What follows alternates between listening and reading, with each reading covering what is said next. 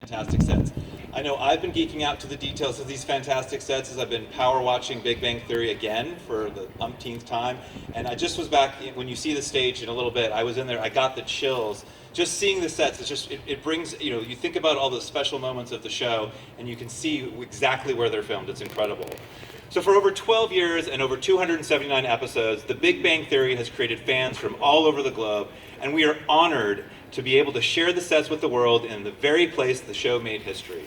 And to celebrate the opening, we have some very special guests to talk about the show and learn a bit about what happened behind the scenes in Apartment 4A, the elevator lobby, and the Caltech cafeteria. And in fact, where we're standing today is actually the exterior set of the apartment where Penny and Leonard and Sheldon and Amy lived. It doesn't quite look like it because it's not dressed, but right here, this is actually this is the apartment building that took place in Pasadena.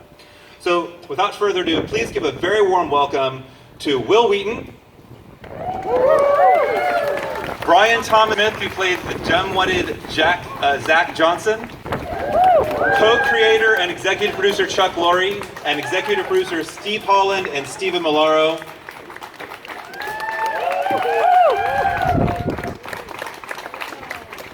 And our panel host, our very own tour guide, John Karunas. Welcome, everyone. Will, you got the shady spot. Nice to do it.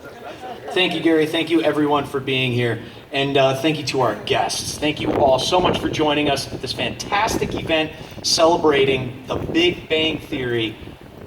What a thing to talk about. I want to open it up first to Steve, Mr. Milaro. This is a question for you. And just a little bit of context about this question is Gary was saying you have the exterior of their apartment building that they live in right here, right next to it, which is a little hard to see. When we talk about the history of the studio, this is the last standing set of Casablanca. The question is, Warner Brothers Studios has been entertaining the world for over 96 years. We're coming up on 100 years of the most iconic film in television. How does it feel to have shot on this historic backlot and for the show itself to now be such a significant part of the WB legacy? It's an honor to be part of such a Hollywood institution and for Big Bang to be here for 12 years of the 19 years that I've gotten to work for Warner Brothers. It's also really close to my house, which it doesn't get a lot of credit for. So really convenience is key. Right. Location, location, location. Absolutely. It's on the tour. Steve's house is on the tour. You can stop in for hamburgers too, it's okay. Yeah, it's a fully interactive 4D tour of the house. So we He has invite an you all. incredible gift shop. He doesn't know that it's a gift shop. People are just taking souvenirs right out of the house. This next one, Chuck, I want to start with you, but I would also like to open it up to everybody. Over the years, Big Bang has garnered obvious, tremendous success globally, recognized as TV's #1 hit comedy. The question is, was there a moment, what was the moment when you knew the show is huge, or the show is going to be huge? Was there an aha moment for you that clicked when you knew that this was going to be the Big Bang Theory? Our first Comic-Con. First time we went to Comic-Con, I thought there'd be 11 people there. I thought it was a terrible idea. That we'd only been on the air, we'd had 17 episodes because that was a shortened year because of the writer's strike. And we went to Comic-Con and I told the cast before they went out on the stage, don't feel bad if nobody's there. It was wall-to-wall people. Really? And they were greeted like the Beatles. It was something extraordinary was happening. It was really apparent right then. Lightning had struck with this show. And Brian, you and I were talking about that, getting recognized more and more, not in LA necessarily, but outside of LA. Yeah, I think when the show started getting into syndication and was running all the time, I became a familiar face to people. And I think in LA, a lot of people don't really come up to you and say, "Oh, hey, you're an actor," or whatever, because they see a lot of actors. But like when I go home to the Midwest, I'll get people that, "You look like the guy in The Big Bang Theory. You look exactly like Penny's boyfriend." But it's me. So it was pretty cool. It's pretty cool to get recognized. That's when I knew the show. Wow, I'm a part of a really big show here because everybody's watching. I still think the greatest response to that, like, you look like that guy from The Big Bang Theory. Like, I get that all the time. I think I can top that. I was in San Francisco with my wife, and a fellow jogged past us on the street, and he stopped and he jogged backwards and he looked at me and he said, "You work on The Big Bang Theory?" And I said, "I do." And he said, "This is embarrassing for me. I know your character's name is Will Wheaton, but I don't know what your name is." And that was when I knew. I've been working as an actor since 1977, and that was when I knew I was part of something that was so much bigger than me, and that meant so much to so many people that they didn't necessarily need to go into who are the actors behind the characters. They just loved the characters, which is a testament to these three guys right here. Well played. Kudos to you. Sticking with you for a second, you play essentially an exaggerated version of yourself on the show. He's way cooler than I am. I was just going to ask you, where does Big Bang Theory Will Wheaton start and real life Will Wheaton? Like, what are the similarities and the differences between Wills? It was easier to make the distinction between the two of us when The Big Bang Theory's Will Wheaton was a nemesis to Sheldon. Because in real life, I adore Jim Parsons, and I'm a massive fan of the show.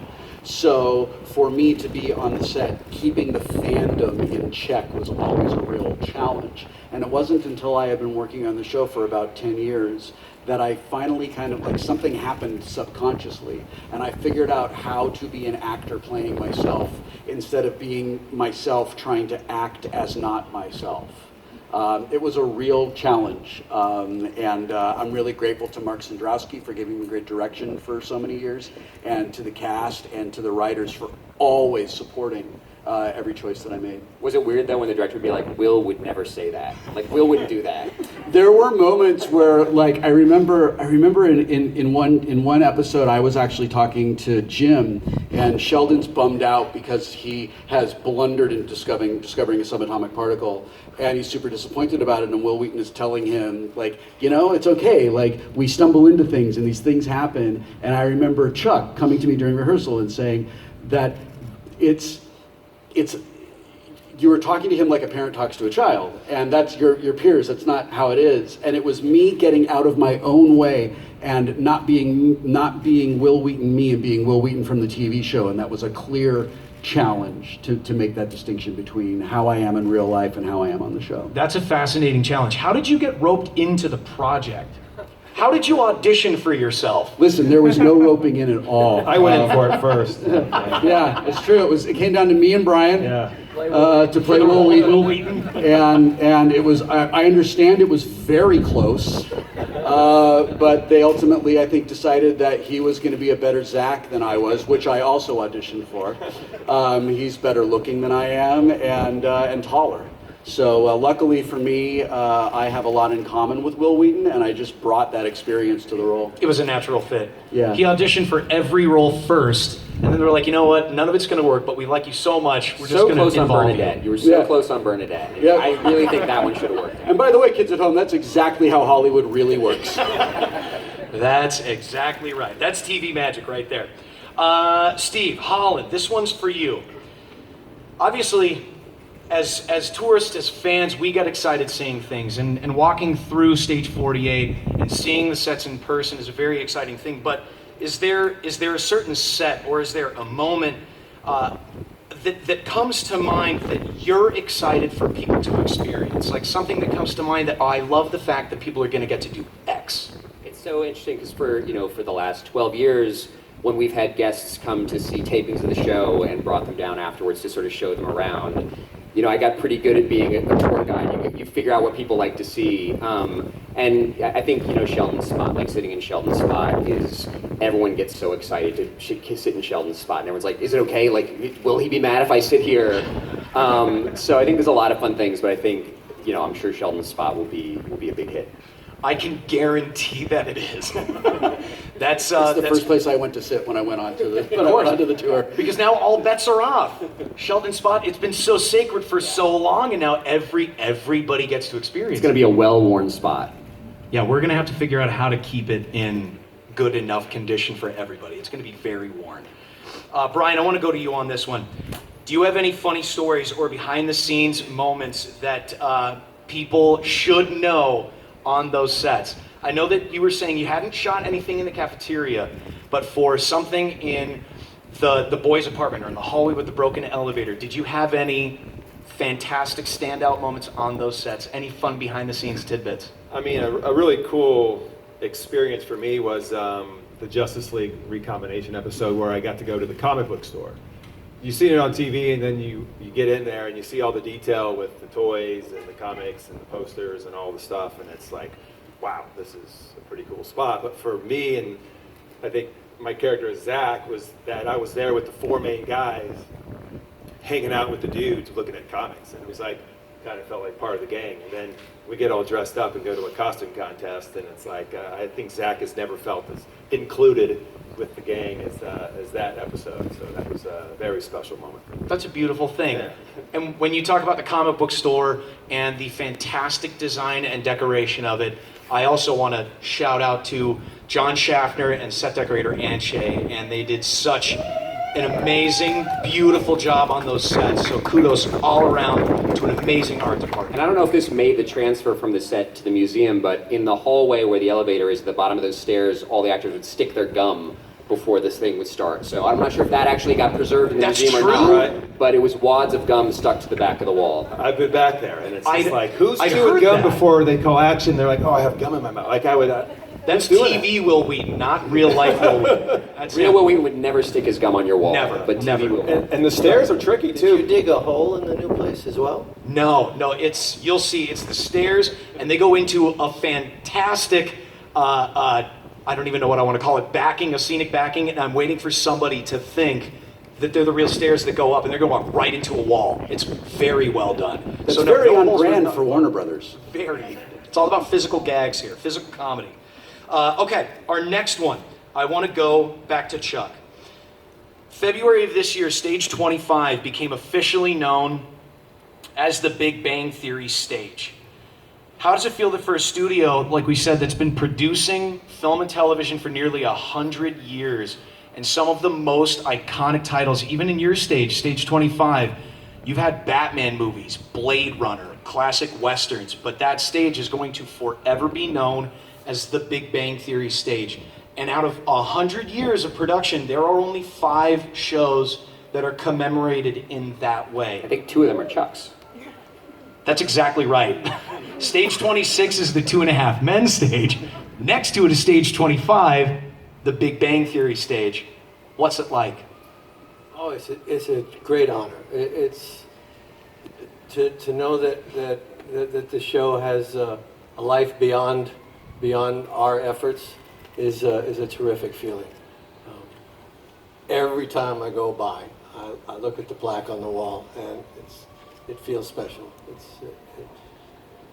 I don't know what else to say. It's quite a humbling experience to see that plaque go up. I think that pretty much says it right there. It's such an impressive thing. And we, from the tour department aspect of it, we get thousands of people every single day that come here, and it's the Big Bang Theory. It's that show. It's such a huge thing around the world. It's a global sensation. We get a lot of people.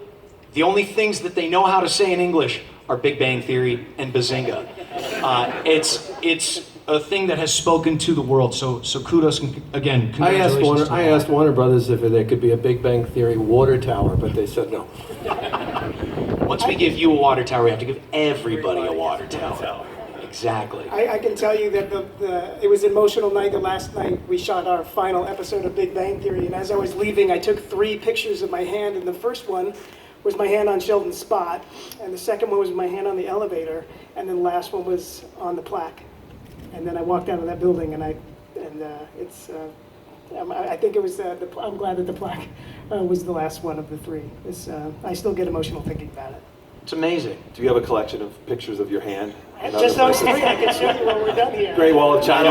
Not all of them yet. You can see them. You've seen how photogenic his hands are. It makes sense. You're good hands. He's got beautiful hands. All right. Takes care of them.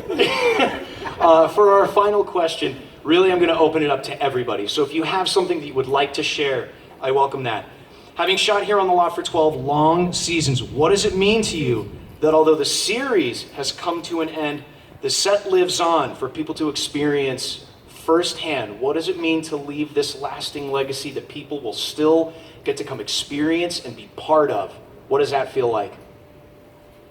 I mean, it's great. Like you were saying, it was an emotional farewell for us too. Shooting the last episode to say goodbye to the show and to that stage was really difficult. So it feels great to know that people care enough that they're going to want to come visit it, but also that it's there where we can stop by and visit it from time to time too.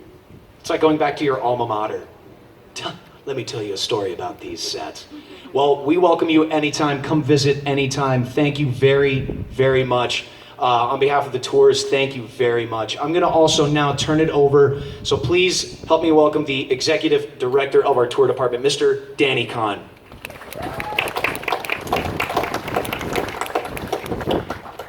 Thank you, John. Thanks to our panel also, and thank you all for being here today. For nearly a century, Warner Brothers has created a legacy of entertainment, capturing the attention and the hearts of worldwide audiences.